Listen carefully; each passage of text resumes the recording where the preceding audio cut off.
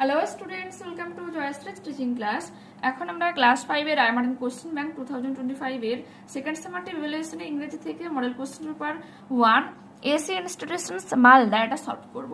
তো আমাদের second সামারটিভ evaluation এটা কিন্তু 30 মার্কসের হচ্ছে, ঠিক আছে। দেখো এখানে কি রয়েছে, সিনটা রিড করছি, মন দিয়ে শোনো একটু।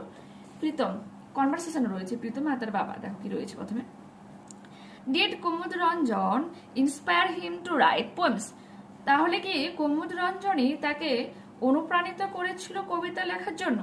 ফাদার ইয়েস, হ্যাঁ, but Nazrul was also influenced by Rabindranath and the Persian poets like Hafiz and Khayyam.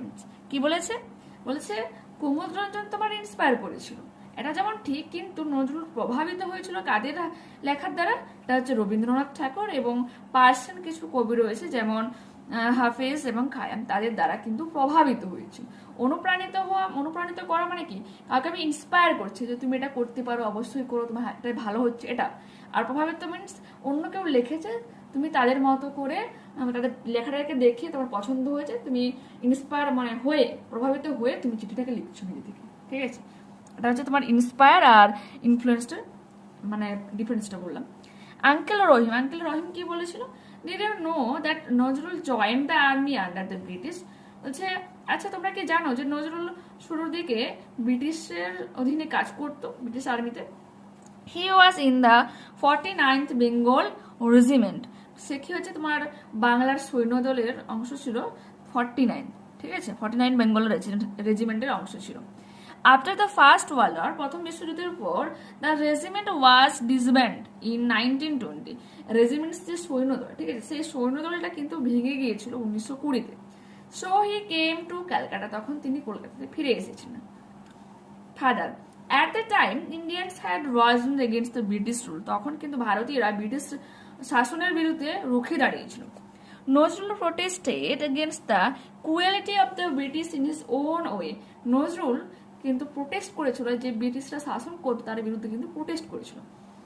In fact এমনকি হি অলসো স্টার্টেড রাইটিং পোয়েমস, এমনকি তিনি অনেক কবিতা লিখেছিলেন, এসেস, প্রবন্ধ অ্যান্ড সংস, বিভিন্ন গান লিখেছিল টু ভয়েস ইজ প্রোটেস্ট। তার প্রতিবাদের ভাষা হিসাবে তিনি হয়তো সৈন্য দলে মানে করেননি, কিন্তু তিনি কবিতার দ্বারা, গানের দ্বারা, বিভিন্ন প্রবন্ধ দ্বারা তিনি কিন্তু প্রতিবাদ জানিয়েছিলেন। He is the rebel poet of India, ভারতের বিদ্রোহী কবি তাকে বলা হচ্ছে। Pritam I hardly knew as much, আমি খুব কম পরিমাণে জানতাম। Father you should read his poems like Kandari, Hushiyar, খিয়াপাড়ের Tarani and also listen to his songs. বলছে অবশ্যই তোমার উচিত যে কান্দারি, হুঁশিয়ার, খিয়াপাড়ের তারণী, এই যে কবিতাগুলো রয়েছে এগুলোকে পড়া, এমনকি তার গানগুলোকেও শোনা। The British were afraid that Nazrul's writings could instigate the Indian freedom fighters. এমনকি ব্রিটিশরা ভয় পেয়েছিল যে নজরুলের লেখাগুলো ভারতের ফ্রিডম মানে ফাইটার্সদেরকে, ঠিক আছে, যে স্বাধীনতা সংগ্রামীদের কিন্তু অনুপ্রাণিত করতে পারে। Pritam what did the British do? তাহলে ব্রিটিশরা কি করেছিল?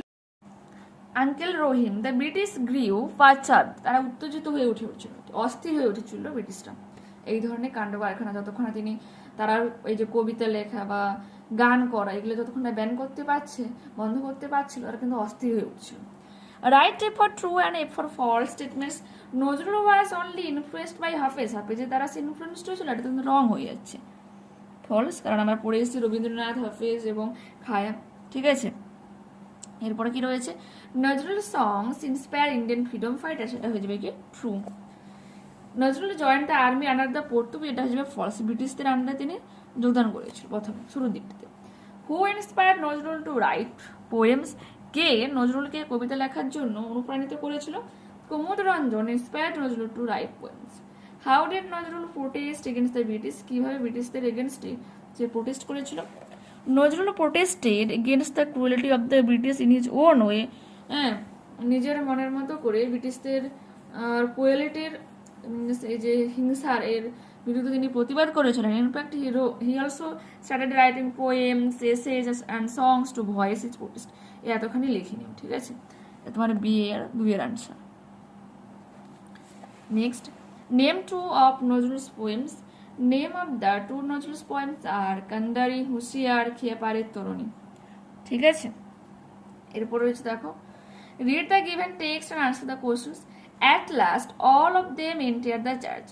অবশেষে সবাই চার্চের মধ্যে প্রবেশ করেছিল।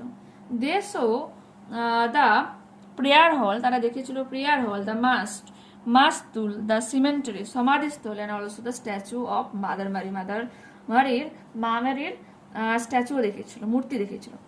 They saw many wall paintings of খ্রিস্ট, এমনকি খ্রিস্টের বিভিন্ন দেওয়াল ছবি দেখেছিল। And the huge clock with 4 pieces, এবং 4 মুখ বিশিষ্ট তোমার দেওয়াল ঘড়ি দেখেছিল, ঠিক আছে, বড়টা ঘড়ি দেখেছিল। At the end of the day, একবার দিনের শেষে, দ্য স্টুডেন্টস ফেল্ট হ্যাপি, ছাত্ররা তোমার খুশি বোধ করছিল। অ্যান্ড এনরিচড, তারা সমৃদ্ধ হয়েছিল।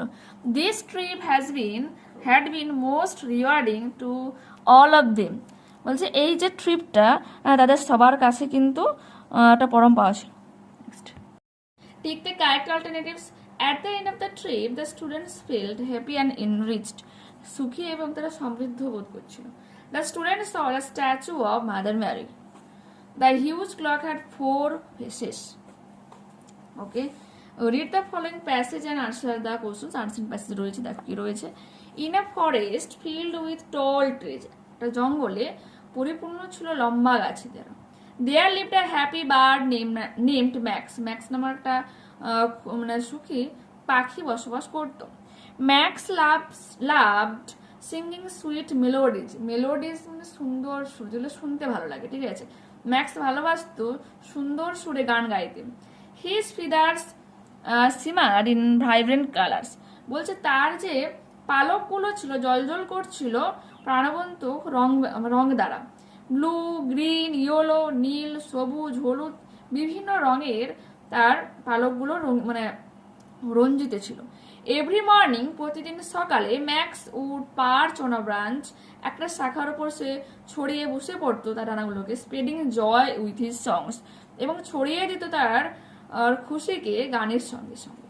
ওয়ান রেইনি ডে, এক বর্ষা দিনে, ম্যাক্সের বন্ধুরা হিড ইন দেয়ার নেস্ট, তাদের বাসার মধ্যে লুকিয়েছিল। But Max did not let the rain dampen his spirits, কিন্তু ম্যাক্স বন্ধ করেনি ভিজতে দিতে তার আত্মাকে, মিনস পুরো শরীরটাকে সে ভিজিয়ে দিয়েছিল। হি স্যাং লাউডার, উচ্চস্বরে সে গান গাইছিল। হিজ ভয়েস ইকোয়িং থ্রু দ্য ফরেস্ট, পুরো জঙ্গলে ছড়িয়ে পড়েছিল। দ্য রেইন ড্রপস স্পার্কেলড, বৃষ্টির ফোঁটাগুলো জলজল করছিল। লাইক ডায়মন্ডস, ঠিক হীরের মতো, অন হিজ ফিদার্স, তার পালকের উপর। ইন্সপায়ার্ড বাই ম্যাক্স হ্যাপিনেস, ম্যাক্সের খুশি দ্বারা অনুপ্রাণিত হয়ে, হিজ ফ্রেন্ডস জয়েন্ড ইন, তার বন্ধুরা তার সাথে যুক্ত হয়েছিল। Together they created a symphony, means একটা শব্দ সঙ্গতি বা তোমার ঐক্যতান বলা হয়, ঠিক আছে। Filling the forest with laughter and music, খুশিতে, হাসি খুশিতে, সঙ্গীতে পুরো জঙ্গলটাকে মধ্যে ছড়িয়ে দিয়েছিল। Write A for true and A for false statement. Max had coloured feathers, ম্যাক্সের রং বেরঙের পালক ছিল, এটা হয়ে যাবে কি কালার ফিদার্স, রং বেরঙের পালক ছিল, ইয়েস ট্রু, পালক ছিল, ওকে।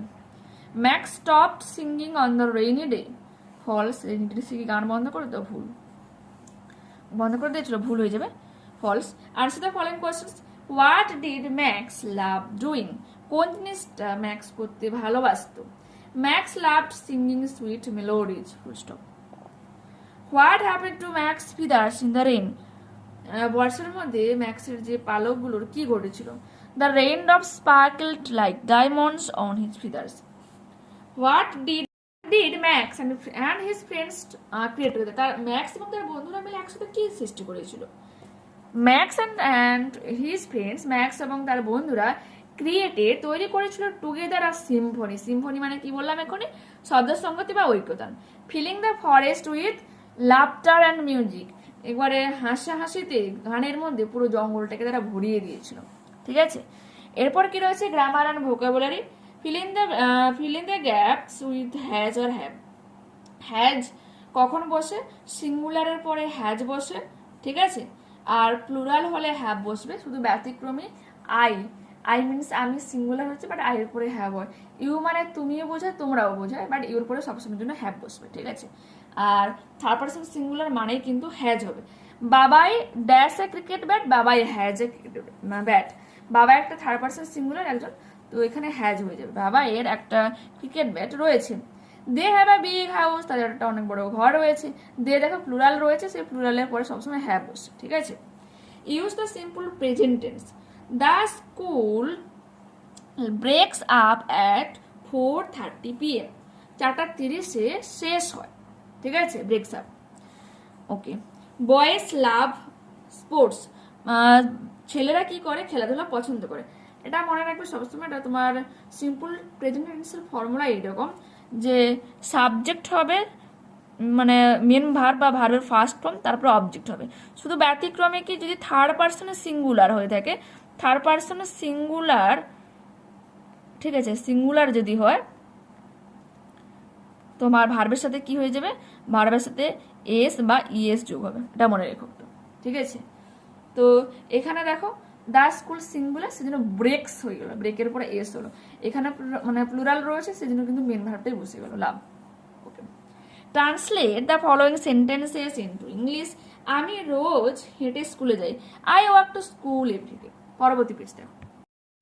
আমার বাবা আমাদের জন্য উপহার পাঠাতে ভালোবাসেন। My father loves to send us gifts, ঠিক আছে। Write the short or contracted forms of the following verbs. Do not কি হয়ে যাবে, ডোন্ট হয়ে যাবে। দেখো DON অ্যাপোস্ট্রফি টি দেবে। শ্যাল নট থেকে স্যান্ট, SHAN অ্যাপোস্ট্রফি টি, ঠিক আছে। Find out the words from the unseen passage. Made হবে কি তৈরি করা, ক্রিয়েট মানে তৈরি করেছিল। ডিলাইট মানে খুশি বা আনন্দ, জয় হয়ে যাবে। এরপর রয়েছে write a paragraph on your first day at school. দেখাই তোমাদের, যেহেতু তোমাদের কত মার্কসে রয়েছে, এটা 6 মার্কসে, পুরোটা করার দরকার নেই, যেটুকু আমি আন্ডারলাইন করেছি ওটাই করবে, enough. My first day at school এটা লিখবে, ঠিক আছে। The memory of my first day at school is still fresh in my mind. কি বলেছে, আমার বিদ্যালয়ের প্রথম দিন এখনো আমার কাছে তরতাজা হয়ে রয়েছে। আই ওয়াজ দেন 5+, আমি তখন 5 বছরের ছিলাম। And it was the second day of January of that year, আর ওটা ছিল ওই বছরের দ্বিতীয় মানে 2nd January. On the auspicious day, ওই শুভ দিনে, I got to school with my mother, আমি বিদ্যালয়ে গিয়েছিলাম আমার মায়ের সাথে। There were many boys and girls in the school ground already, সেখানে ইতিমধ্যে অনেক ছেলেরা এবং মেয়েরা স্কুল গ্রাউন্ডে জড়ো হয়েছিল। They became my classmates and friends later, পরবর্তীতে তারা আমার সহপাঠী এবং বন্ধু হয়েছিল। Soon I was taken to the headmistress, পরবর্তীতে আমাকে নিয়ে যাওয়া হয় হেডমিস্ট্রেস মিনস প্রধান শিক্ষিকার কাছে। She asked me some questions most of which I could answer correctly, তিনি আমাকে কয়েকটা প্রশ্ন জিজ্ঞাসা করেছিলেন যেগুলোর মধ্যে আমি অনেকগুলোরই উত্তর দিয়েছিলাম। Then she called a maid who took me to class 1, তারপর তিনি একজন মেডকে ডাকেন, পরিচারিকাকে ডেকেছিলেন, যিনি আমাকে ক্লাস 1-এ নিয়ে গিয়েছিল। এতটাখানি লেখো, তারপর আবার এখান থেকে লেখো। When such a class was going on, the school bell had gone, যখনই প্রথম ক্লাসটা চলে যায় মানে শেষ হয়, একটা ঘন্টা বেজে ওঠে। The school break up after the first period on the first day of the school, প্রথম দিনে প্রথম পিরিয়ডের পরেই কিন্তু স্কুল ছুটি হয়ে গিয়েছিল। I ran out to see my mother, আমি দৌড়ে গিয়েছিলাম আমার মাকে দেখার জন্য। She was waiting for me outside, যিনি আমার জন্য বাইরে অপেক্ষা করছিলেন। I felt a strong attraction for the school, আমি একটা তীব্র আকর্ষণ অনুভব করেছিলাম বিদ্যালয়ের প্রতি। ফর মাই ক্লাসমেট, আমার সহপাঠীদের জন্য। And all around within school time, এবং স্কুল টাইমে বা বিদ্যালয়ের সময়কালীন যা কিছু হয়েছিল সব কিছুর প্রতি আমি একটা অ্যাট্রাকশন অনুভব করেছিলাম। Sometimes in my vacant mood, আমার কোনো সময় আমার এই শূন্য মনে, the first day at my school comes to my mind, হঠাৎ করে আমার বিদ্যালয়ের প্রথম দিনটা আমার স্মরণে চলে আসে, ঠিক আছে। তো এখানে আমরা ক্লাসটা কমপ্লিট করলাম। নেক্সট ক্লাসে আবারও দেখা হচ্ছে। যারা চ্যানেল নতুন হচ্ছে অবশ্যই প্লিজ তোমরা চ্যানেলটাকে সাবস্ক্রাইব করে নিও। ওকে, বাই।